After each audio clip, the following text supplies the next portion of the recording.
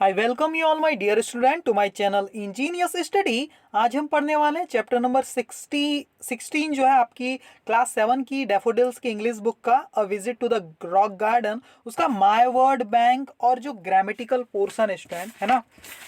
My word reading comprehension मैंने कर दिया, ये माय वर्ड बैंक और लर्निंग ग्रामर, ये दोनों ही पोर्शन आज मैं डिस्कस करने वाला हूँ स्टूडेंट। बहुत ही काम की चीज़ें हैं यहाँ पर। देखो क्या है, match the following idiomatic expression है ना, idiomatic expressions with their meanings. Idiomatic मतलब ये ऐसे ही बने है ना, इसके पीछे कोई लॉजिक लगाने की जरूरत नहीं है। इडियोमेटिक मतलब पहले से ऐसे ही बने हुए हैं, ऐसे ही कल्चर में यूज में है ये, है ना एक्सप्रेशन। तो उसका जो मीनिंग है उससे आपको इसको मिलाना है स्टूडेंट, ठीक है ना। जैसे पहला दिया हुआ है to keep a person at arm's length, किसी इंसान को अपने आर्म की लेंथ तक रखना, इसका क्या मीनिंग है यहाँ पर, है ना।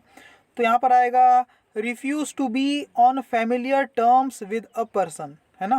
तो ये आएगा यहाँ पर इसका आंसर। सेकंड का, थर्ड का, सबके आंसर मैंने आपको सीधे एक ही बार में दिखा देता हूँ, फिर मैं डिस्कस कर दूंगा, ठीक है स्टूडेंट। तो चलो आंसर की तरफ बढ़ते हैं स्टूडेंट, ठीक है।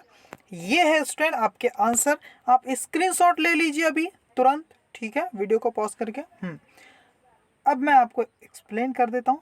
देखो यहाँ लिखा है फर्स्ट का क्या आएगा, फोर्थ, हाँ ठीक है, फिर है सिक्स सेकंड का, फिर है सेवन्थ, फिर फर्स्ट फोर्थ में है ना, फिफ्थ में सेकंड, सिक्स में फिफ्थ है ना, सेवन्थ में 11th आ गया है ना।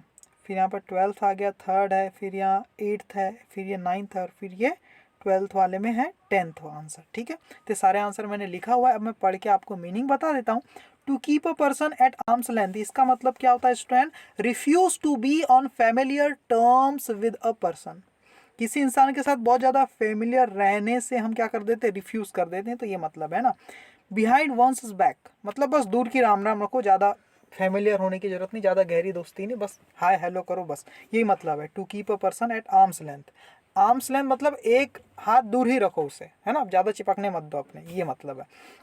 सेकेंड है बिहाइंड वंस बैक, इसका मतलब क्या होता है स्टैंड, देखो सेकेंड का 6 क्या है वो, विदाउट वंस नॉलेज, मतलब किसी के नॉलेज के बिना। बिहाइंड वंस बैक मतलब किसी के पीठ पीछे, है ना, किसी को पता ही नहीं चला और पीठ पीछे कुछ कर रहे हैं, तो ये मतलब होता है उसके नॉलेज के बिना, है ना। To turn over a new leaf, इसका मतलब क्या है, देखो थर्ड में आएगा 7th, है ना, ये है आपका। To change one's mode of life और कंडक्ट फॉर द बेटर, मतलब अपने आप को कुछ अच्छा करने के लिए बदल लेना, है ना, अपने आप में एक सकारात्मक परिवर्तन लाना, वही है to turn over a new leaf, एक नई पत्ती के जैसे, है ना, जैसे पत्तियां टूट जाती तो एक नई पत्ती निकल के आती है ना, कुछ नया परिवर्तन आता है, कुछ सकारात्मक, है ना, तो वही है। In the nick of time, क्या है ये fourth, first, just at the right moment, मतलब एकदम सही समय पर, है ना, in the nick of time, है ना, you reached in the nick of time here, सही है, ये मतलब है एकदम सही समय पर। To give rein to, rein मतलब आपको पता है जो घोड़े यानी जो हॉर्स होते हैं उसके गर्दन में ऐसा पट्टा टाइप का बना रहता है, जिसको पकड़ के हम उसे कंट्रोल करते हैं, उसी को क्या बोलते हैं, रेन, है ना।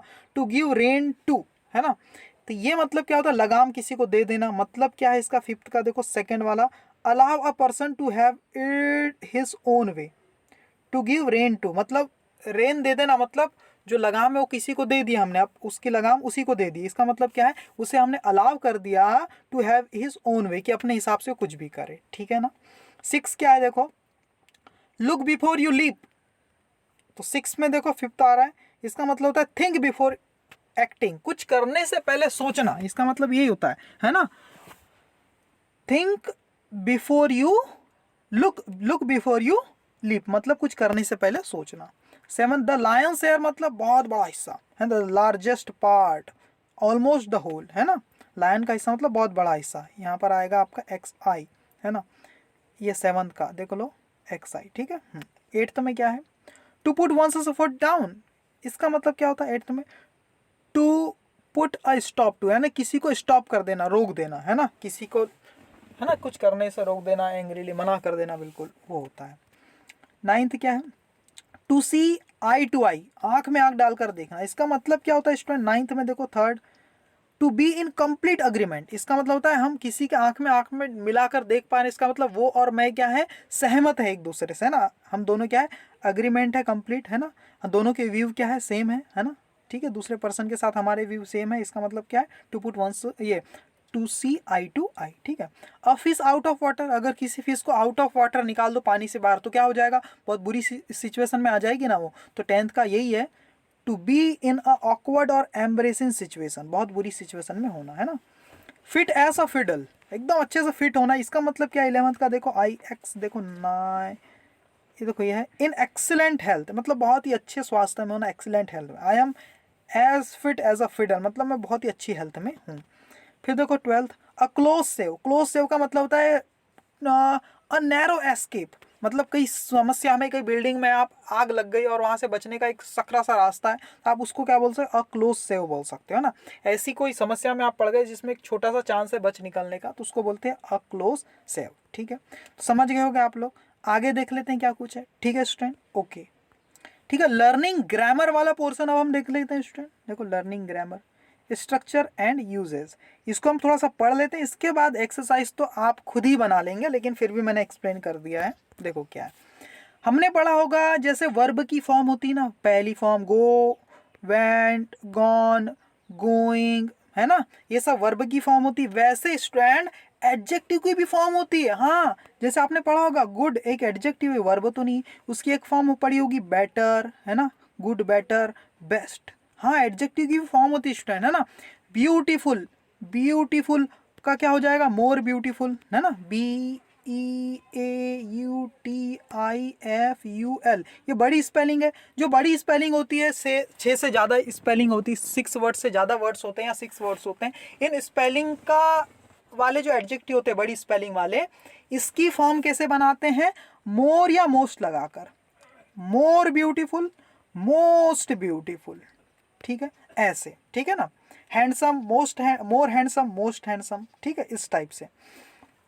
देखो वहां लिखा भी है, व्हेन एन एडजेक्टिव चेंज, जब एडजेक्टिव चेंज होता है, its form to show comparison, कब एडजेक्टिव चेंज होता है, चेंज इट्स फॉर्म, जब एडजेक्टिव अपनी फॉर्म चेंज करता है, टू शो कंपैरिजन, तो कंपैरिजन को दिखाने के लिए चेंज करता है, between two or more object then the change in from और are called comparison of adjective, इसको क्या बोलते हैं, कंपेरिजन ऑफ एडजेक्टिव, दो मतलब वो अपनी दो फॉर्म चेंज करता है ना, पहले तो सिंपल फॉर्म होती है, फिर कंपेरेटिव वाली फॉर्म होती है और एक सुपरलेटिव डिग्री होती है, 3 डिग्री होती है ना, पॉजिटिव डिग्री, कंपेरेटिव डिग्री और सुपरलेटिव डिग्री एडजेक्टिव की। जो सिंपल फॉर्म होती है उसको क्या बोलते हैं, पॉजिटिव डिग्री, जो कंपेयर करने के लिए काम आती है दूसरों के साथ, जहाँ देन जरूर लगता है, देन, जैसे कि Burj Khalifa is taller than the Petronas tower, तो यहाँ पर तो सिर्फ टॉल है, Burj Khalifa is a tall building, किसी के से कंपैरिजन नहीं किया, इसलिए सिर्फ टॉल लिख दिया, लेकिन अब इस बुर्ज खलीफा बिल्डिंग का कंपैरिजन पेट्रोनास टावर से कर रहा है, इसलिए हम क्या लिखेंगे, Burj Khalifa is taller than the Petronas tower, तो देन जरूर लगता है जब भी ये सेकंड फॉर्म उसकी लगती, कंपेरेटिव डिग्री कंपैरिजन करते हैं, है ना, दो लोग के बीच में। लेकिन जब ये कंपैरिजन बहुत बड़े लेवल पे हो, मतलब सब में से सबसे अच्छा बेस्ट क्या है, तब लगाते हैं सुपरलेटिव डिग्री, यानी दो से ज़्यादा के बीच में कंपैरिजन कर रहे किसी एक चीज़ का और सब में अच्छी बता रहे हैं उसको, तब सुपरलेटिव डिग्री लग जाती है, जैसे कि Burj Khalifa is the tallest building in the world, मतलब देखो टॉल, टॉलर, और यहाँ मैंने सुपरलेटिव डिग्री में टॉलेस्ट यूज कर दिया, क्यों, क्योंकि अब मैं किसी एक बिल्डिंग से कंपैरिजन नहीं कर रहा हूँ, सभी बिल्डिंगों से कंपैरिजन कर रहा हूँ इस वर्ल्ड की, और उसमें बुर्ज खलीफा कैसी है, सबसे टॉल है, इसलिए हमने क्या लिख दिया, लगा दिया द टॉलेस्ट, है ना, है? टॉल की कौन सी फॉर्म यूज कर दिया, टॉलेस्ट, और जब भी आपकी ये वाली फॉर्म यूज होती ना, कौन सी, सुपरलेटिव डिग्री, तो उसके पहले हमेशा क्या लगाते हैं, द, ऐसा नहीं बोलना कि Burj Khalifa is tallest building in the world, नहीं, जब भी आपने सुपरलेटिव डिग्री एडजेक्टिव को यूज किया है तो द के साथ ही यूज करते हैं। I am best, I am best in my class, मैं क्या हूं, अपने क्लास में सबसे अच्छा हूं, ये सेंटेंस गलत हो जाएगा, क्यों, क्योंकि आपने बेस्ट यूज किया है ना, गुड, बेटर, और ये बेस्ट कौन सी फॉर्म है, सुपरलेटिव डिग्री, तो द लगाओ ना भाई, I am the best student of my class, I am the लगाना है, the best student of my class, clear है? तो ये जरूर याद रखना, जब भी सुपरलेटिव डिग्री आएगी तो द जरूर आएगा, और यहाँ देन वगैरह नहीं आएगा। देखो देन आया है क्या? नहीं आया। कंपेरेटिव डिग्री की पहचान क्या है कि देन आ जाएगा, देखो। और पॉजिटिव डिग्री में ना तो देन आएगा और ना ही उसके पहले द आने वाला है, ठीक है। और जब कंपेरिजन किसी से नहीं करना है, बस सिंपली बताना है, तब पॉजिटिव डिग्री। ठीक है स्टूडेंट, अब समझ गए होगे आप। अब करेंगे हम एक्सरसाइज, ठीक है स्टूडेंट। ये आ गई एक्सरसाइज स्टूडेंट, ये देखो लो आपके सामने। देखो ये आंसर को पहले मैं मिटा देता हूँ, ठीक है, ये मिटा देता हूँ। आप लोग भी इधर ध्यान मत दो आंसर की तरफ, ठीक है। ठीक है, अब हम देखते हैं खुद से करने का, है ना, फिर आंसर देखना। विच इज द, ठीक है, यहाँ लिखा हुआ है विच इज द, एक मिनट, ठीक है student. Which is the animal in the world. अब मुझे बताओ, यहाँ पर देन भी नहीं लगा हुआ है, लगा है क्या? नहीं। और इन द वर्ल्ड, पूरे दुनिया के एनिमल से कंपैरिजन हो रहा है, और द भी लगा हुआ है। द कब लगता है? जब सुपरलेटिव डिग्री यूज करना हो, है ना, और कंपैरिजन क्या हो, ज्यादा लोगों में हो ना, पूरे वर्ल्ड के एनिमल से कंपैरिजन किया जा रहा है किसी का। तो विच इज द डेंजरस की थर्ड डिग्री, सुपरलेटिव डिग्री क्या होगी? अब डेंजरस देखो बड़ी स्पेलिंग है ना, 1 2 3 4 5 6 7 8 9 10 लेटर, 10 लेटर्स है यहाँ पर, है ना। तो इसमें हम ER और EST लगा के फॉर्म नहीं बनाएंगे, जैसे टॉल, टॉलर, टॉलेस्ट, ऐसा नहीं होगा स्टूडेंट, ठीक है ना। इसमें हम क्या लगाएंगे? मोस्ट लगाएंगे, मोर या मोस्ट लगाते हैं, है ना, बड़ी स्पेलिंग में। तो मोर डेंजरस नहीं लगाएंगे, मोस्ट लगाएंगे। क्यों? क्योंकि हमें कौन सी डिग्री यूज करना है? Superlative degree. तो यहाँ लिखेंगे आप मोस्ट डेंजरस, ठीक है ना। अब चलो कोई बात नहीं, अब यहाँ देख लो, a holiday by the sea is, then लग गया तो सेकंड फॉर्म लगाएंगे कंपेरेटिव फॉर्म। तो गुड की कंपेरेटिव फॉर्म क्या होती? Better. A holiday by the sea is better than a holiday in the mountains. तो यहाँ पर बेटर का यूज कर लेंगे, जैसा कि मैंने यहाँ किया, यहाँ मोस्ट लगा दिया। यहाँ पर क्या आएगा स्टूडेंट? देखो देन लगा है तो सीधे सीधे कंपेरेटिव फॉर्म लगा देंगे, ब्यूटीफुल की क्या हो जाएगा? मोर ब्यूटीफुल, ठीक है। वैसे यहाँ पर इंटरेस्टिंग द लगा हुआ है ना, तो क्या लगाएंगे? Most interesting.